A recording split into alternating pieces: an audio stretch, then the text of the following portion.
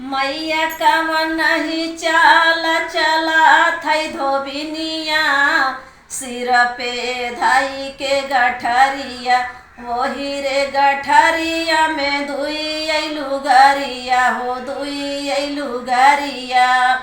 ओ है गठरिया लैके धोबिन गाई हमारे ससुर लगे हमारे ससुर लगे हमरे ससुर कलाई गाई वही बेला माई वही रे गठरिया में दुई अइलू गरिया हमारे ससुर का उठाई लिही बेला माई वही रे गठरिया में दुई रे लुगरिया अरे वही रे गठरिया में दुई अइलू गरिया ओ है गठरिया लैके गाई मोरे जेठा लगे धो ओ है गठरिया लैके धोबिन गाई जेठा लगे ओ है गठरिया लैके धोबिन गाई जेठा लगे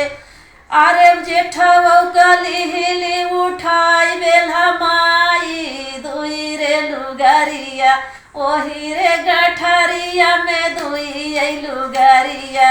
ओही रे गठरिया में दुई अइलू गरिया ओ है गठरिया धोबिन लैके गइली देवर लगा ओही रे गठरिया धोबिन लैके गइली देवर लगा हमरे देवर कलिहाली उठाई बेला माई गठरिया में दुई रे लुगरिया हमारे देवर कलिहाली उठाई बेला माई गठरिया में दुई रे लुगरिया ओ है गठरिया लैके पिया लगे गइली ओ है गठरिया यार पिया लगे गइली अरे पिया कदी बेला माई वही रे गठरिया में दुई रे लुगरिया हमारे न पिया कदी बेला माई वही रे गठरिया में दुई अइलू गरिया